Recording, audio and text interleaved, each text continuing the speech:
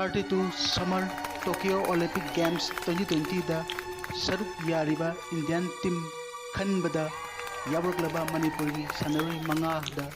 yaifa pauje bijari July gi tang 16 dagi August gi tang 9 2022 fawba malem gi thakta pangthokadoriba athoi hen tanaba asida nupa gi hockey da sanglakpam nilakanta midfielder nupi gi hockey da Ukrabam Susila Sanu midfielder nupi gi kg yankai mathoi gi boxing da MC Mary Kom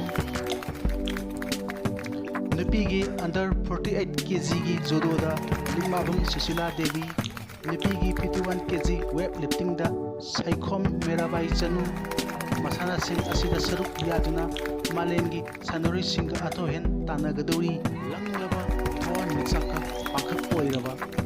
Manipur imagi papari mamom sanaroi Olympian mangabu masana sigi danabada anae yaudaba